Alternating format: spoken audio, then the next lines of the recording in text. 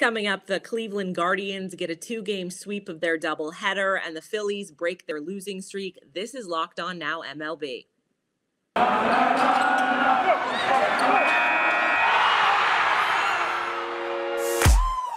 The biggest games, the best performances, expert analysis. You are Locked On Now. Welcome in. You're listening to Locked On Now MLB, local experts weighing in on the biggest stories in baseball. I'm your host, Kainani Stevens. Thank you for making Locked On Now your first listen every single weekday. We've got our host of hosts here to weigh in on all of baseball from yesterday, but we're going to start out with the Guardians, who beat the White Sox twice in one day for our best performance. The best performance. Hold up. The Guardians took both games of a doubleheader against the White Sox yesterday. They had plenty of good plays to go over across those 18 innings. Locked On Guardians gives you the highlights, and our Locked On White Sox host has the losing side. Hello, it's Jeff Ellis of Locked On Guardians with my co-host, Nacho the Cat. You want to wave to the crowd? The Guardians hadn't played in 2 days. We got a doubleheader today. And a little bit surprisingly, against a team as good as the White Sox, they managed to win both games. The first game started out absolutely ridiculous. The Guardians scored a run in the first off of error, walk, and then I believe like a sac fly. It was not. I just remember looking at it and being like, "This is ridiculous." They followed that up with 9 runs in the next inning before an out was even recorded. They come back in game 2, and Tristan McKenzie has a no-hitter into the 5th inning, ends up going walk double to get taken out of the game. Some command issues for him, but again, another brilliant start. Bieber had a strong outing. Even though velocity's down, he's still being effective. RBIs are a awful stat for player evaluation. Jose Ramirez having 20 of them just speaks to how much better the top of the lineup is, how much better than a year ago when you have the table setters, when you have someone like Miles Straw from the start, when you're adding Stephen Kwan, when you had Owen Miller when Kwan was out. We didn't even talk about COVID. We'll talk about that on the show today, as that's decimated the roster. A whole mess of roster moves. And again, after losing 3 of the Giants, they come back and beat the White Sox.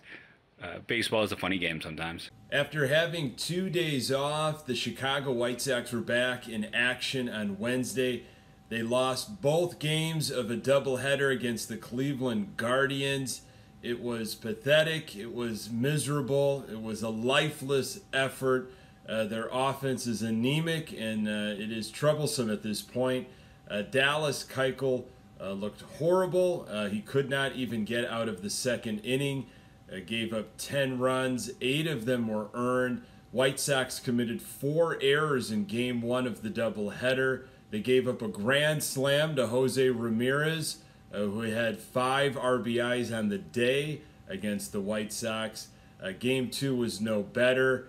The Sox scored a total of 3 runs against the Guardians. White Sox offense is in the bottom of the major leagues right now.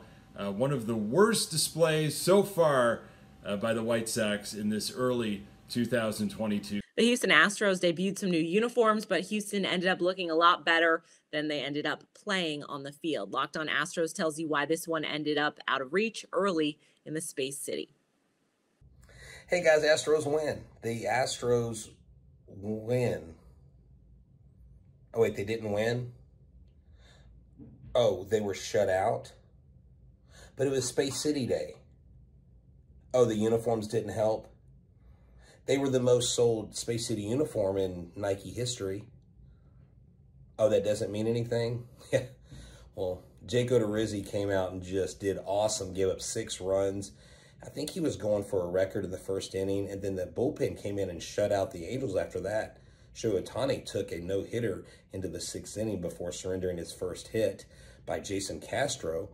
And the Astros offense is on the IL just like Jose Altuve. But hey, you know what? I'm always positive, always Stros. So make sure you tune in to Locked On Astros. We're your team every day. They are our ride or die. Make sure you make us your first listen and check out Eric and I as we wrap up every game, whether they win or lose. Houston Astros are 500 now. Let's go. The Phillies ended their losing streak yesterday by beating the Rockies in Colorado in the last game of their series. Locked On Phillies and Rockies have insight from both sides. I don't believe it, folks. I do not believe it. The Philadelphia Phillies have won a baseball game. Connor Thomas, your host of Locked On Phillies. I'm out here on my porch right now because there's currently people touring my apartment. Everything's going weird today. But the Phillies have won a ball game. An offensive explosion. Kyle Schwarber with a moonshot. Castellanos with a home run. Alec Bohm with a home run. Yohan Camargo leaves the yard. Just a game from your Philadelphia Phillies, and the pitching was not great. Juris Familia needs to be better out of the pen or not come out of the pen, but it's been a long time. 8 of the last 10 the Phillies have lost. Well, you can't say that anymore. They win today. They go ahead and take the final game of their series in Colorado. Now a day off. You love going into a day off with a win. You get that day off, and then they're back here in Philadelphia to take on, who do they play? The Milwaukee Brewers. That's right, starting on Friday. End a series with a win, end a road trip with a win. Can't complain about that at all. Whew, hopefully it's a breakthrough. Rock on Rockies fans. Paul Holden here from the Locked On Rockies podcast. Well, you knew it was going to happen at some point. The bullpen explosion, the bullpen implosion, whatever you want to call it, it finally happened for the Colorado Rockies today as they are unable to bounce back after giving up 5 runs in the 7th inning. I think it was, 7th inning. And German Marquez giving up the long ball, more long balls than usual, more long balls than he can. So unfortunately, the Rockies don't get the sweep, but they do get to fight back a little bit. They do have some positive type of energy where they come back and fight and score some runs. But, you know, you're not going to win them all, and the Phillies just got the Rockies today. They had some big opportunities late, but the schedule still ahead for the Rockies is favorable, so they should be able to keep getting some wins. First big road trip of the year, though. How will the Rockies respond after dropping the last one at home to move to 8-4 on the season? We'll break it all down right here on Locked On Rockies. The Yankees won again on the road. Locked On Yankees said that yesterday's performance was a lot easier to watch after New York clawed its way back to a victory on Tuesday. This is Stacey Gotsoulias of Locked On Yankees, and the Yankees beat the Tigers 5-3, and it wasn't a painful game to watch. Still wasn't totally enjoyable, but there were some good moments, like Anthony Rizzo hitting a home run. That's always nice to see. Aaron Judge getting a big hit with runners in scoring position. The Yankees actually had 2 of those hits. I know. I can't believe it either. Luis Severino lasted 5 innings, but he didn't get the decision. Chad Green coughed up the lead, allowed the Tigers to tie the game, but then the Yankees broke that tie, and Green ended up getting the win. Now, Miguel Cabrera is a hit away from 3,000. Clay Holmes prevented him from getting 3,000 by striking him out in his last at-bat in the bottom of the 8th. So, Yankees have one more game against the Tigers. Will Miggy get hit number 3,000 on Thursday afternoon? Should be interesting. We'll have the full recap of this game and a preview of that game on the next Locked On Yankees. Coming up, the Royals shut out the Twins, and the Orioles only needed 1 run to take down the A's. This is Locked On Now MLB. Today's edition of Locked On Now is brought to you by Built Bar. It's the best tasting protein bar on the market. They're made with 100% real chocolate, and they have tons of different flavors, but they're low in fat, low in calorie, low in carbs, low in sugar, but high in protein. So that makes them very tasty. They've also got protein-infused marshmallow puffs. That's their newest flavor combination. You definitely want to check that out. If you head over to Built.com, you can use our promo code LOCKED15. It will get you 15% off of your order. Just make sure you put in the promo code LOCKED15, and you'll get 15% off your order at Built.com. Welcome back to Locked On Now MLB. I'm Kainani Stevens. Thank you for making Locked On Now your first listen every single weekday. Let's continue our look around the league with our Locked On local experts. Let's go around the league. Some early runs and 5 shutout innings from their starter made it pretty easy for the Giants to beat the Mets in New York on Wednesday. Our Locked On Giants host takes you through the victory. Carlos Rodon continues to look like a legitimate Cy Young contender as he goes out there and leads the Giants to victory tonight. Ben Kaspick with the Locked On Giants podcast. It was a total team effort, but Carlos Rodon just continues to be extremely impressive. Now he has 29 strikeouts in his first 3 starts with the Giants, the most any pitcher has ever had in their first 3 starts with San Francisco, a team that has had a lot of great pitchers run through here. And it was a team effort all the way around. The offense broke through. Brandon Belt got the first ever hit he's ever had on his birthday, and it was a home run.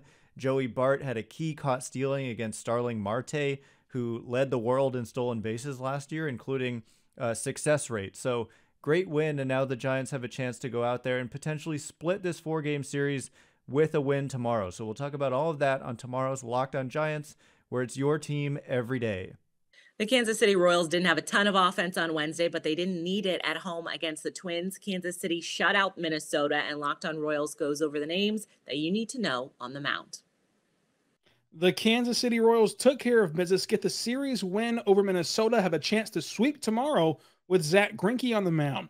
I'm Rylan Stiles, host of Locked On Royals, and you can find that podcast anywhere you get your podcasts from. But the Royals take care of business. They turn to your young arm, Daniel Lynch. He goes 5 innings of scoreless baseball. And then it's the bullpen, which has been stellar this season. Coming into today, they were on a 13-inning scoreless streak in relief. And today it was Colin Snyder who did a great job. And then after Snyder bridges you to the 7th inning, you turn to your 3 workhorses.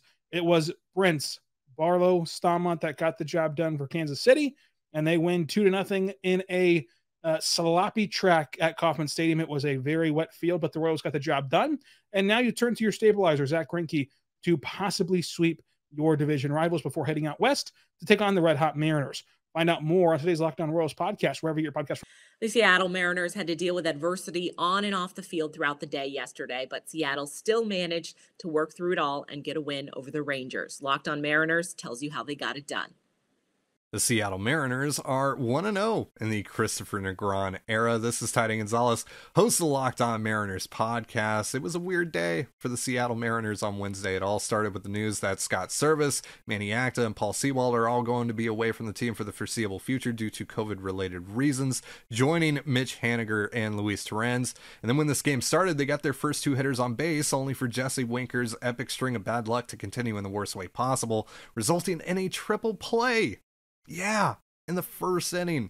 It was really bad, but bad omens aside, the Mariners ended up winning this game anyway, 4-2 over the Texas Rangers. Adam Frazier and Abraham Toro with big nights at the plate. Julio Rodriguez gets an RBI. Logan Gilbert goes 6 2/3 despite not having his best stuff. Diego Castillo made it pretty interesting in the 9th inning, giving up a pair of runs. He also had some congestion on the base pass before he shut the door and gave the Mariners their 2nd consecutive series win. We're going to recap the action, get you ready for the series finale tomorrow on Locked On Mariners. Check us out on YouTube or wherever you get your podcasts. We'll see you there. Peace.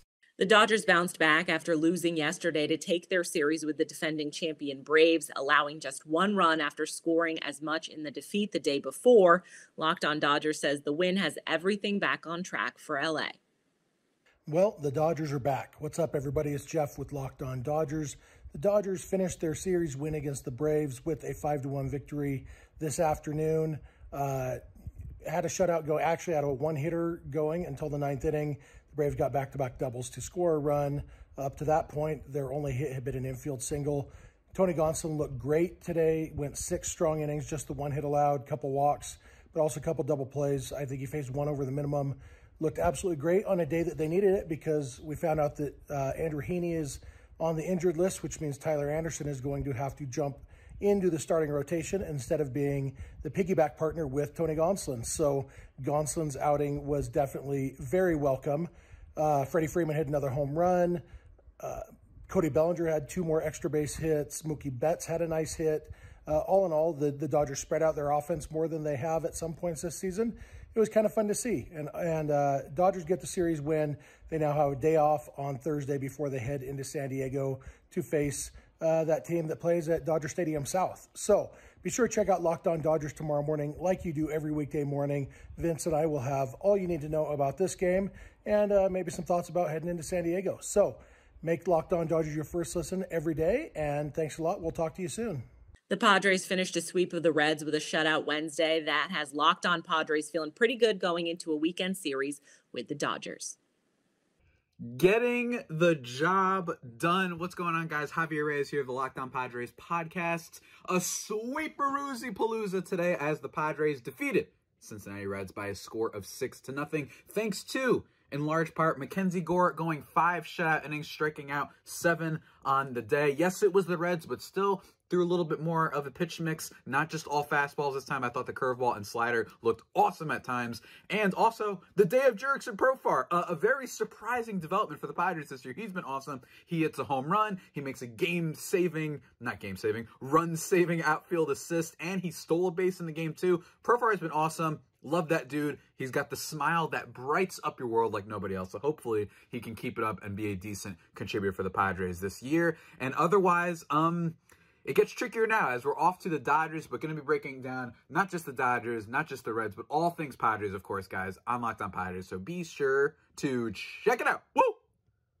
That's it for today on Locked On Now MLB. Thank you for making Locked On Now your first listen every weekday. Make sure you check out Locked On MLB and your team's Locked On podcast.